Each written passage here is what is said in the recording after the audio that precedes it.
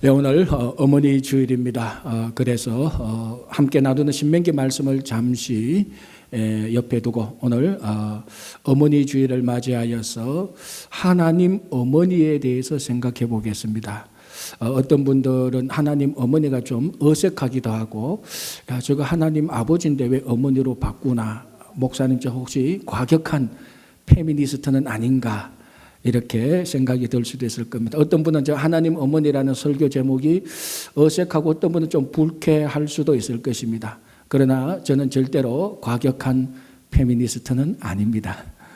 우리가 보통 하나님을 아버지라 말합니다. 그거는 당연합니다. 성경의 대부분 하나님을 아버지라 부르고 하나님께서 아버지로서 사역하고 아버지로서 자녀들을 돌보는 부분들이 많이 나타나 있습니다. 그러나 어떤 성경의 내용들은 하나님을 어머니의 모습으로도 나타내 주고 있습니다. 그래서 오늘은 어머니 주일을 맞이하여서 하나님 어머니라고 이렇게 이름을 붙여보았습니다. 물론 뭐 좀 다른 얘기지만 아주 과격한 페미니스트는 기도할 때도 하나님 아버지라고 기도 안 하는 분들도 아주 극단의 몇 명은 봤습니다. 그분들은 하나님 어머니라고 기도를 하는 어머님께 기도를 해요. 오늘은 그걸 따지지 않은 게 아니고 어머니 주일이니까 하나님도 우리의 아버지가 되시지만 하나님은 우리의 어머니도 되신다는 것이 성경에 나와 있습니다. 그게 오늘 우리가 함께 나눌 이사야 66장 말씀인데요. 이 본문을 우리가 순서에 따라서 좀 살펴보겠습니다. 오늘 본문 7절, 8절, 9절을 보면요, 이런 내용이 있습니다. 하나님께서 잉태케 하시고 잉태케 하신 하나님께서 해산케 하신다라는 말입니다. 자, 이 말은 하나님께서 생명을 주관하신다는 말이고 하나님께서 생명을 주신다는 말인데, 자칫 오해하면은 하나님께서 남자신이 되고 여자신하고 결혼해서 잉태케 하고 자녀를 낳는가, 아니면 하나님이 여자신이고 다른 남자신하고 만나서 신들이 결혼해서 또 자녀를 잉태하고 자녀를 낳는가, 이런 말은 전혀 아닙니다. 오늘 이 본문은 바로 하나님께서 어머니의 모습, 어머니의 사역을 하신다는 것을 증거해 주는 말씀입니다. 하나님께서 생명을 주관하시는 그 하나님께서 우리를 잉태케 하시고 사람에게 잉태케 하시고 잉태케 하신 그 하나님께서 잉태케 하신 하나님께서 잉태된 그 생명을 해산케 하신다는 것입니다. 다시 말하자면 이 하나님의 사역에서 하나님의 어머니 모습이 역력하게 보이는 것입니다. 그래서 하나님의 사역이 어머니의 사역이고 어머니의 사역이 바로 하나님의 사역이기도 합니다. 좀 과격하게 줄여서 말하면 하나님 안에 어머니가 있고 어머니 안에 하나님이 있습니다. 그래서 오늘 어머니 주일, 이 어머니 주일을 생각하면서 어머니를 생각하며 동시에 하나님을 같이 생각하는 오늘 이 시간이 되기를 간절히 바랍니다. 어머니가 하는 가장 기본적인 일은 무엇입니까? 생명을 잉태하고 생명을 낳는 것입니다. 아무리 똑똑하고 아무리 잘나고 아무리 이쁘고 아무리 건강하고 아무리 많이 배웠어도 여인이 아이를 낳지 않으면 어머니는 아닙니다. 자녀를 낳는 한에 있어서 그 사람을 어머니라고 말을 합니다. 그래서 어머니에게서 가장 중요한 것은 생명을 갖는 것이고 생명을 탄생케 하는 것이고, 그때 가장 어머니의 기쁨이 있습니다. 반면에 가장 큰 어머니의 슬픔은 무엇입니까? 생명을 잃어버리는 것입니다. 특별히 자기가 낳은 자녀를 잃어버리는 것이 어머니에게서는 가장 큰 슬픔이고 아픔이기도 합니다. 예수님의 그 십자가 사건을 약간 소설화한 이런 내용들이 있습니다. 뭐 성경하고 거의 일치하지만 마지막 부분에 약간 상상력이 들어간 것인데 한번 들어보시기 바랍니다. 자, 예수님께서 십자가에 달렸습니다. 남자 제자들은 싹 다 도망가 버렸습니다. 이제 예수님을 갈릴리에서부터 계속해서 따라오던 몇 명의 여인들이 예수님의 십자가 주변에서 어슬렁어슬렁 거렸습니다. 아마 로마의 병정들, 종교 지도자들은 여성들이니까 그렇게 크게 만류하지도 않았을 것입니다. 예수님께서 십자가에 달려 돌아가셔서 예수님께서 십자가에 달려서서 고통당하실 때 그 주변에 있던 여인들은 예수님의 고통을 생각하고 계속해서 울었습니다. 드디어 예수님께서 십자가에 달려서 고통을 받으시고 운명하셨습니다. 주변에 있던 여인들은 크게 울었습니다.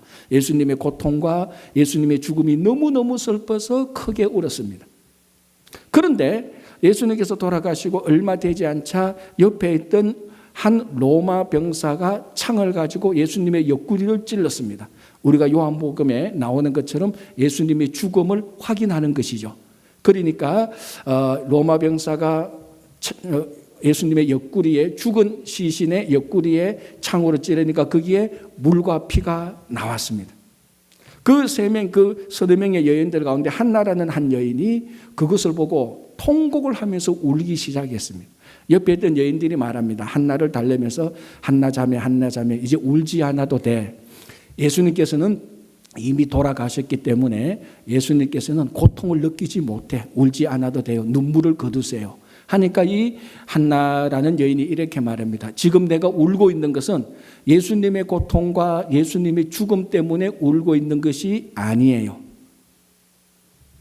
아들을 잃어버린 어머니의 마음을 생각하니까 너무나 아파서 내가 울고 있는 것이에요 라고 말을 했다는 것입니다.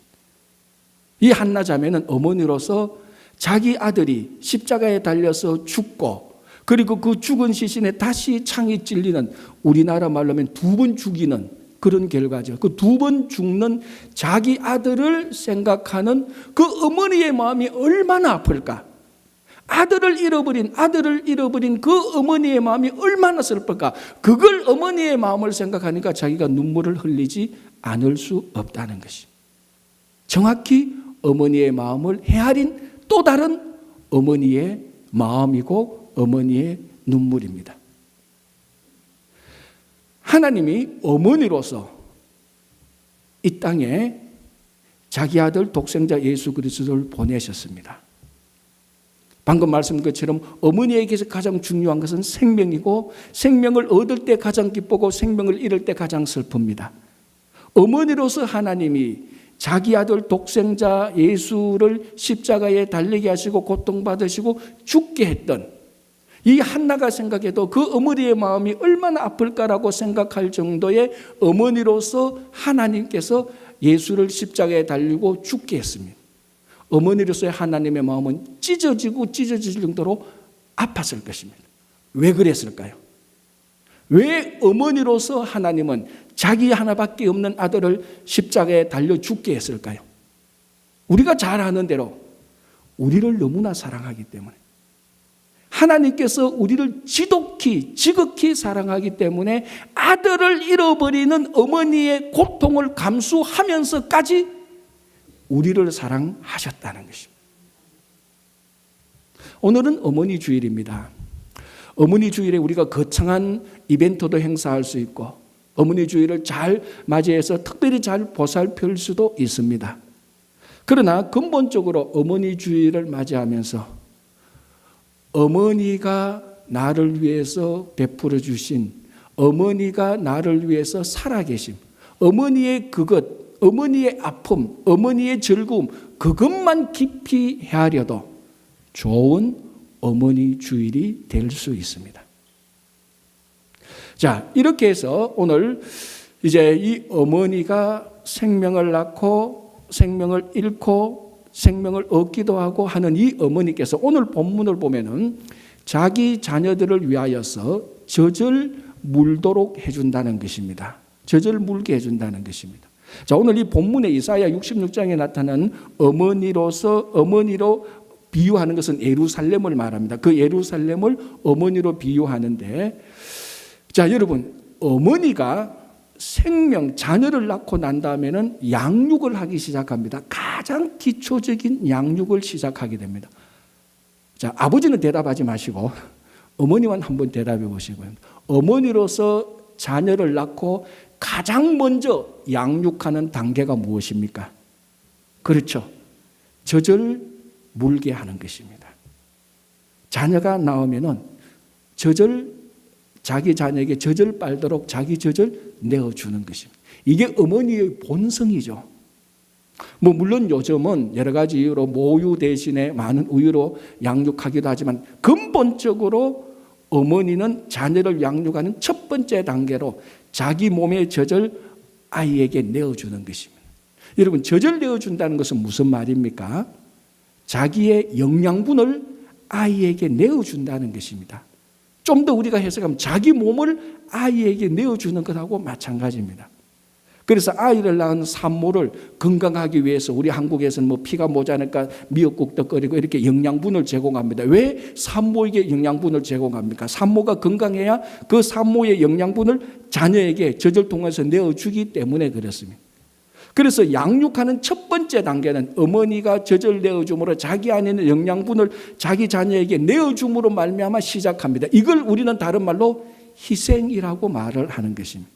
자기의 영양분, 자기 살을 자녀에게 내어주는 희생 없이는 어머니가 자녀를 양육할 수 없습니다.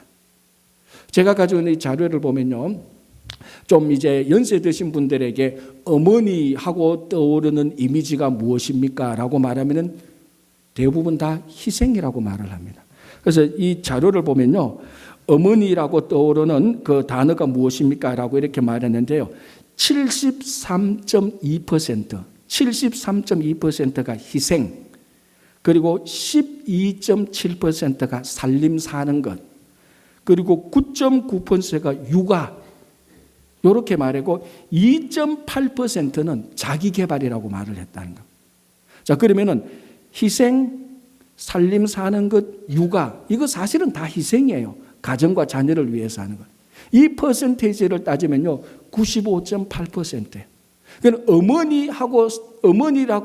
어머니라는 말을 듣거나 어머니라고 말을 하면서 본능적으로 우리가 제일 먼저 떠올리는 단어는 어머니는 희생하는 것이라는 것입니다. 물론 요즘 젊은이들한테 똑같은 자료를 주고 통계를 하니까요, 급격하게 변화됐습니다. 요즘 젊은이들한테 자료 해보니까요, 어머니가 희생이라는 것이 30%도 안 된대요. 1번이 뭔 줄 압니까? 어머니는 자기 개발이래요. 그럼 요즘 젊은 사람들은요, 요즘 젊은 엄마들 보는 아이들의 입장은 우리 어머니는 내한테 희생하는 거 30%, 그리고 자기 인생 즐기는 거 70%, 이렇게 통계가 나왔대요. 자, 저는 요즘 젊은이 그 통계가 좋다 나쁘다가 아니고 원래 본능적으로 어머니는 희생의 상징입니다. 어머니가 자녀를 양육하는데 희생 없이 자녀를 양육하는 어머니는 천하에 아무도 없습니다. 어머니는 본능적으로 희생을 합니다. 어머니가 희생을 하면서도 희생인 줄도 모릅니다. 문제는 그 어머니의 희생을 받고 자라나는 우리들조차도 그 어머니의 희생을 너무나 당연한 것이라고 생각하고 그 어머니의 희생이 나타나지 않을 때는 우리는 나쁜 엄마라고 공격하고 어머니가 아니라고 이상하게 생각합니다. 쉽게 말하자면 희생하는 어머니도 희생을 자연스럽게 생각하고 그거는 어머니의 몫이지만 그 희생을 받고 자라나는 모든 자녀들이 어머니의 희생을 당연하다고 생각해서는 안 되는 것입니다. 그래서 어머니 주일이 있는 것입니다. 이 어머니 주일에는 어머니의 희생 때문에 우리가 지금까지 이만큼 자라나고 성장하고 한평생을 살아온 것을 당연하게 생각해서는 안 된다는 것입니다. 그 안에는 무한한 감사와 무한한 존경을 드러내야 된다는 것입니다. 한국에 서울여자대학교가 있는데요, 서울여자대학교에서 한 번은 사랑의 엽서라는 공모전을 했습니다. 거기에 사랑의 엽서 대상에 그 대상을 받은 시 작품을 제가 한번 읽어드릴게요. 이렇습니다. 다시 말씀드리자면 제가 쓴 게 아닙니다. 나에게 티끌 하나 주지 않은 거린들이 내게 손을 내밀 때면 불쌍하다고 생각했습니다. 그러나 나에게 전부를 준 어머니가 불쌍하다고 생각해 본 적은 없습니다. 나한테 밥 한 번 사준 친구들과 선배들은 고마웠습니다. 답례하고 싶어서 불러냅니다. 그러나 날 위해 밥을 짓고 밤늦게까지 기다리는 어머니께 감사하다고 생각해 본 적은 없습니다. 실제로 존재하지도 않는 드라마 속 배우들 가정사에 그들을 대신해 눈물을 흘렸습니다. 그러나 일상에 지치고 힘든 어머니를 위해 진심으로 눈물을 흘려본 적이 없습니다. 골방에 누워 아파하던 어머니 걱정은 제대로 한 번도 해본 적이 없습니다.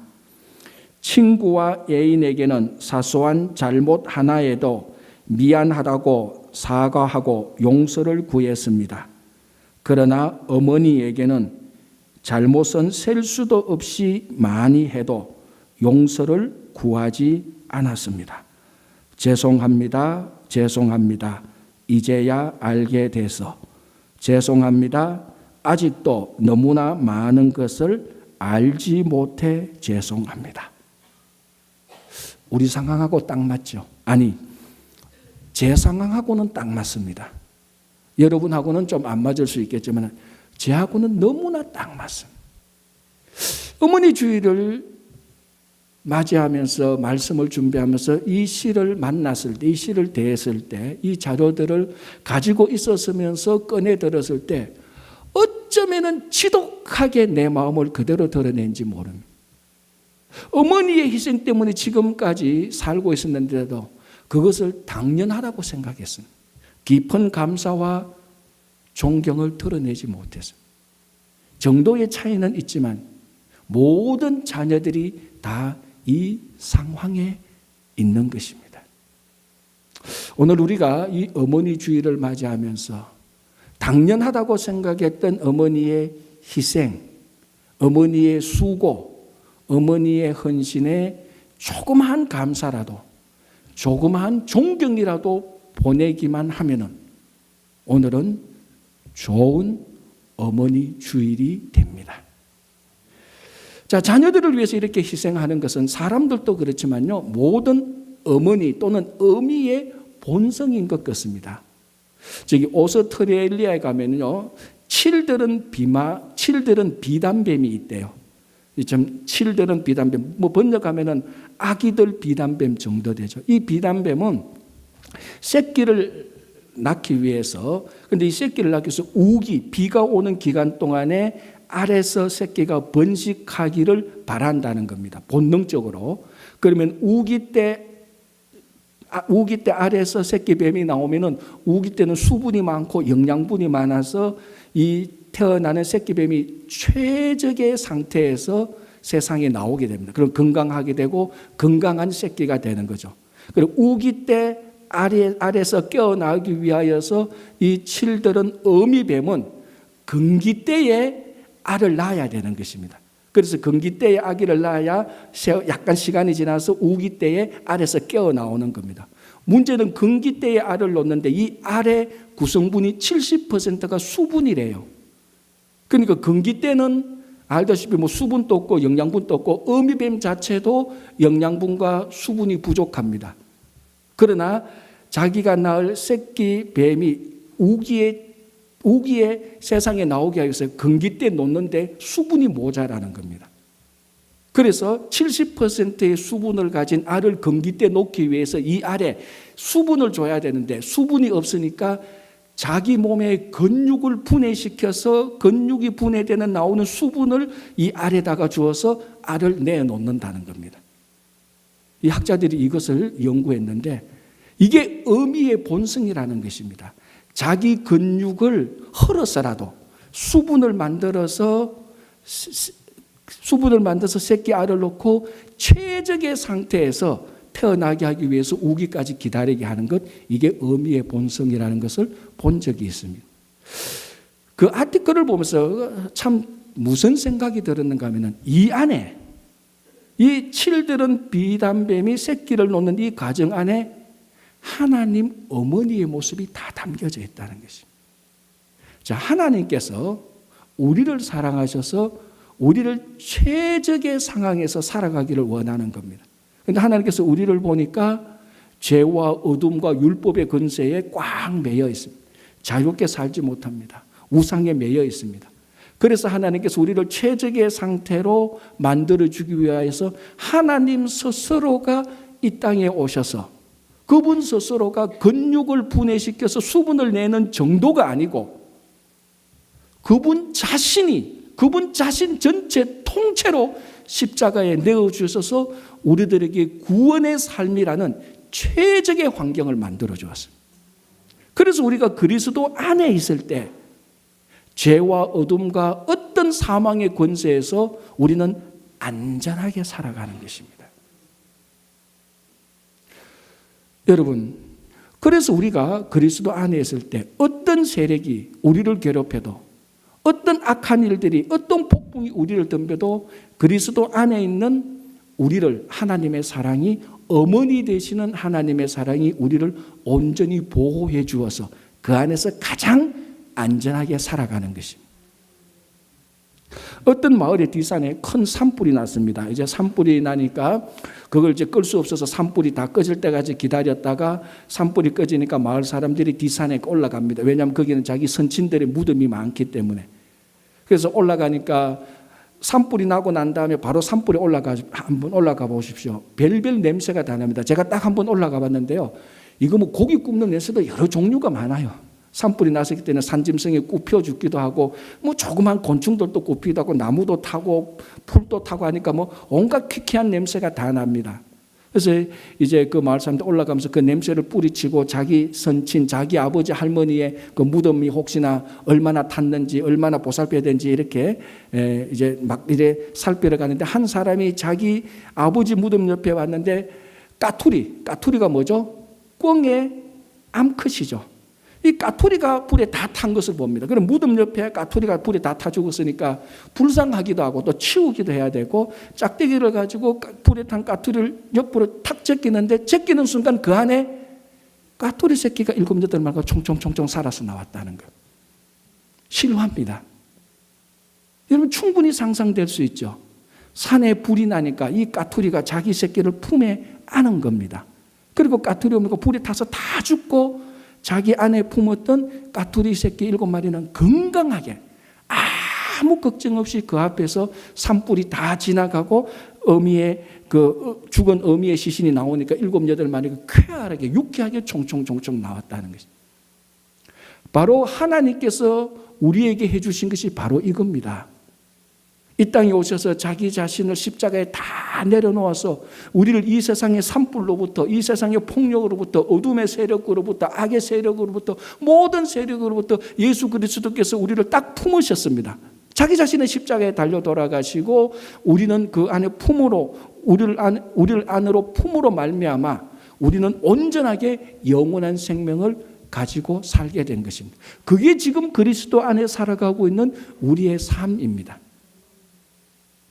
이게 바로 저절 자녀들에게 내어주는 그 정도가 아니고, 영양분 정도를 자녀에게서 양육하는 정도가 아니고, 어머니로서 하나님은 자신이 이 땅에 오셔서 자기 자신을 통째로 내어줌으로 말미암아 우리를 완전한 새로운 삶으로, 가장 안전한 영원한 생명이 있는 곳으로 이 땅에서 살아가게 해주신 것입니다. 그래서 정말 우리가 믿음으로 그리스도 안에 있으면은 하나님의 품 안에 있는 것이고 어머니의 품 안에 있는 것이기 때문에 가장 안전합니다. 시편 131편은 다윗이 선시인데요. 1절, 2절, 3절 짧으신데 그 배경은 다윗이 사울에게 쫓겨 다닐 때 쓴 시입니다. 그리고 그 상황은 어떤가 하면, 학자들의 주석에 의하면은 사울이 다윗을 음모하게 됩니다. 어떻게 이제 소문을 퍼뜨리는가 하면, 다윗이 왕위를 노린다. 그래서 다윗은 잡아야 된다. 사울이 이렇게 군사들을 벌써 소문을 냅니다. 전부 다 가짜지만은 이제 그 가짜 소문에 다윗이 그 나라에서 갈 데가 없습니다. 왕에게 쫓기죠. 군사들에게 쫓기죠. 소문은 다윗이 왕을 노린다는 소문이 쫙 퍼지기 때문에 그 유언비어 속에서 다윗이 갈 곳이 없습니다. 그날에. 그때 쓴 시가 시편 131편인데요. 그 131편의 2절에서 다윗이 이렇게 고백합니다. 실로 내가 내 영혼으로 고요하고 평온하게 하기를 젖된 아이가 그의 어머니 품에 있음 같게 하였나니 내 영혼이 젖된 아이와 같도다. 그러니까 어머니가 자녀에게 젖을 주는 곳, 그 장소는 어머니의 품입니다. 자녀가, 아기가 가장 안전하고 가장 아늑하게 느끼는 것은 어머니의 젖이 있는 어머니의 품입니다. 그곳에서는 천하가 전쟁을 일으켜도, 천하의 어둠이 닥쳐도, 천하의 죽음이 닥쳐도 어머니의 젖이 있는 어머니의 품에 안긴 아기는 고요하고 평온하고 안전합니다. 다윗이 오늘 그걸 고백하는 겁니다. 그 유다 땅에 다윗이 갈 곳이 없습니다. 그러나 하나님 품에 안길 때에 저질된 아기가 어머니 품에 안기듯이 다윗이 어머니 되시는 하나님 품에 안길 때 나는 고요하고 평온하고 안전하다라고 고백을 하는 것입니다. 여러분, 이 세상에 많은 슬픔과 주위에 공격이 있고 아픔이 있고 슬픔이 있어도 우리가 어머니 품에 안기면, 하나님 품에 안기면 그곳은 안전합니다. 저는 바로 그곳이 이 친구 교회가 어머니 품, 하나님 품이 되기를 정말로 바랍니다. 이 세상에 많은 사람들이 공격당하고 무시당하고 차별당하고 손해보고 업무에 빠져서 사람들의 모략 속에 갇혀있는 사람들이 어디를 가도 사람들의 수근거리는 소리와 사람들의 눈치와 사람들의 비방과 조롱과 그 모멸을 받아서 갈 데가 없을 때 어머니 품에 안기듯이 하나님 품에 안기듯이 사람들이 교회를 찾아와서 친구 교회를 찾아와서 이 안에서 고요와 평화와 기쁨을 누리는 교회가 되기를 바랍니다. 자, 이제 오늘 본문은 이렇게 어머니의 젖이 있는 어머니 품에 안긴 하나님의 품에 안긴 아기에게 하나님께서 세 가지를 약속합니다. 그게 뭔가 하면은 위로가 있을 것이요, 그리고 영광의 풍성함을 맛볼 것이며 평강을 맛볼 것이다라는 것입니다. 요 전체를 다 한마디로 묶을 수 있는 게 회복입니다. 회복. 자, 이사야서는요 1장에서 66장까지 되어 있습니다. 그래서 이사야서의 전체 내용은 심판과 회복입니다. 그래서 이사야서 66장까지 있는데 1장에서 39장을 상권, 40장에서 66장까지를 하권이라고 구분을 합니다. 1장에서 39장까지 보면 전부 다 심판의 내용들이 주를 이루고 있습니다.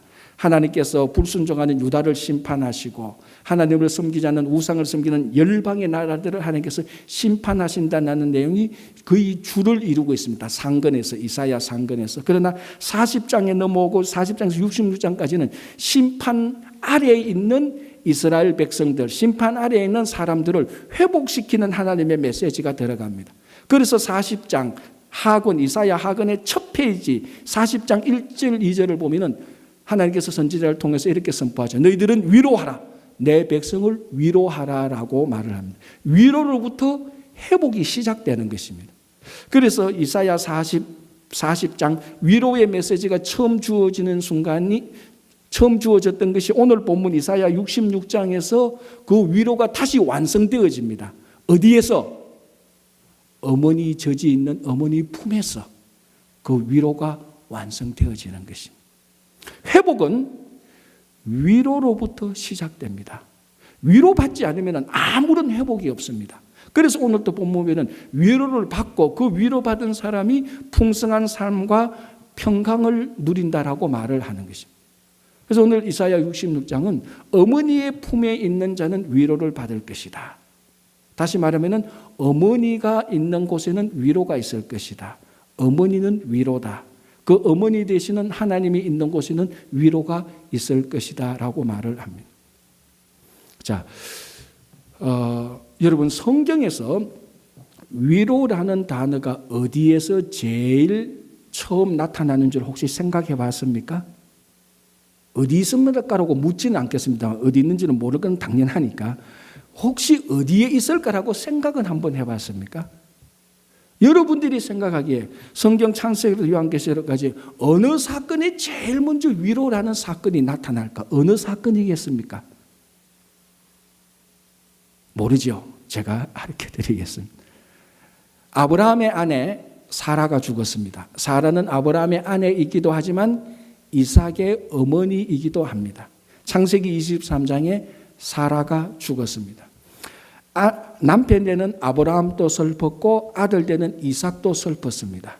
이 가정에 무엇이 필요할까요? 위로가 필요하지요.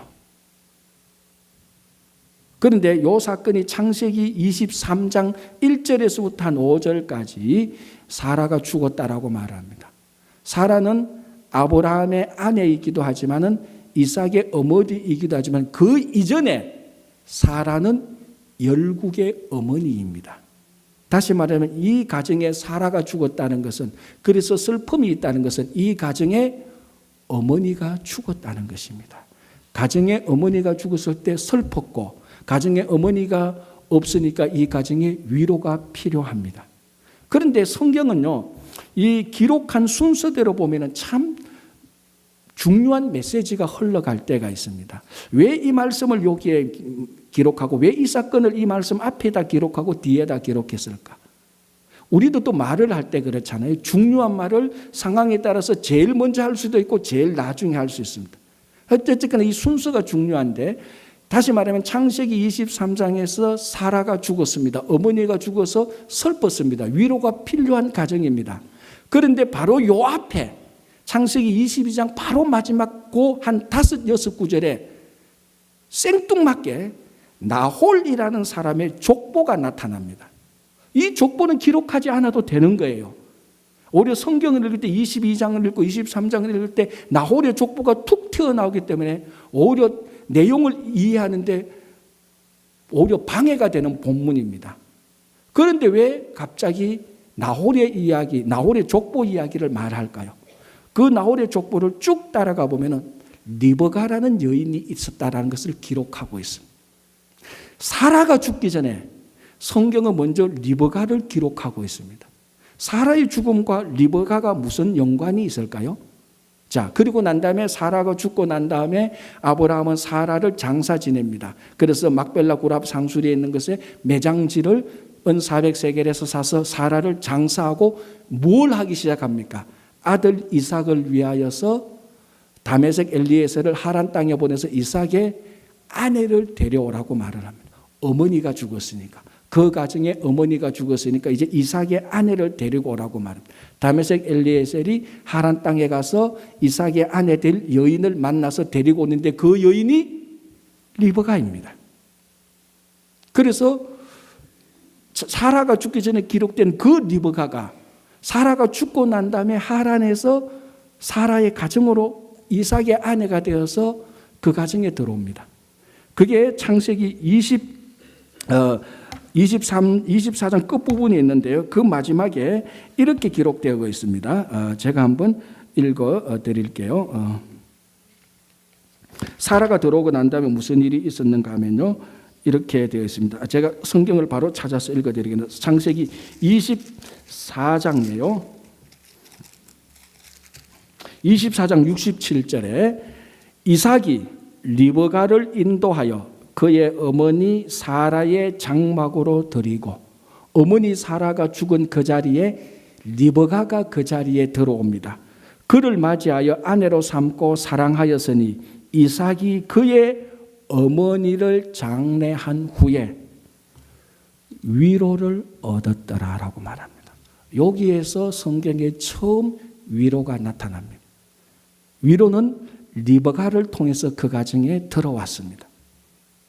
어머니 사라가 죽었을 때 그 가정에 위로가 사라졌습니다.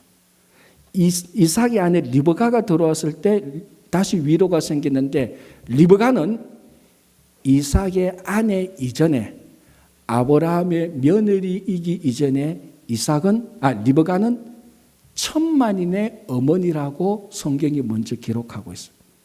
리브가가 이삭의 아내로 들어온 것도 맞지만 사라의 그 자리를 차지한 것, 사라는 열국의 어머니가 사라져서 그 가정에 슬픔이 있었는데 이제는 천만인의 어머니가 사라의 자리에 차지하게 됨으로 말미암아 슬픔이 사라지고 위로가 그 가정에 들어왔습니다.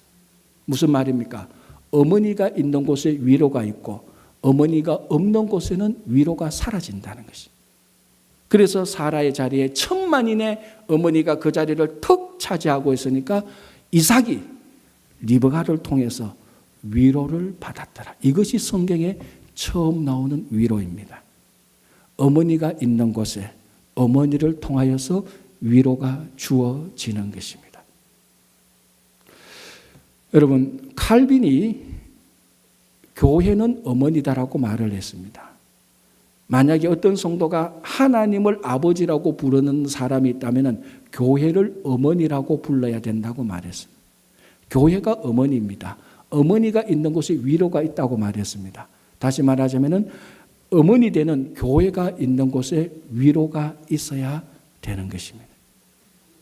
정말 간절히 바라기는 이 친구 교회가 이 시대의 어머니가 되어서 슬픔과 고통과 아픔을 당하는 모든 사람 누구든지 이 교회에 찾아와서, 아니 어머니 되는 교회에 찾아와서 위로를 얻기를 간절히 바랍니다. 여러분 가운데 슬픔과 아픔이 있습니까? 위로가 필요합니까? 믿음의 눈으로 한번 보시기 바랍니다. 사라가 죽기 전에 이미 하나님은 리브가를 명시해 놓았습니다. 여러분들의 모든 슬픔과 아픔과 슬픔 앞에 하나님은 이미 여러분들에게 위로를 준비해 놓았습니다. 교회가 있습니다. 교회가 어머니입니다. 교회를 통하여서 교회 안에서 위로를 받으시기를 간절히 바랍니다. 저희 교회는 어머니들이 많습니다. 그래서 참 위로를 받을 만한 교회입니다. 교회는 어머니이기도 하지만 교회에는 위로가 되는 어머니들이 많이 있어야 됩니다.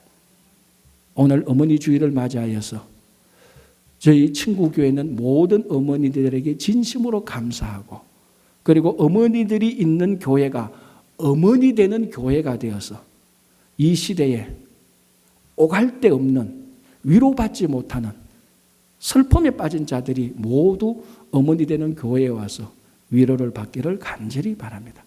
오늘도 여러분 속에 이 하나님의 놀라운 위로가 함께 하셔서 어머니 주일을 맞이하시기 간절히 바랍니다.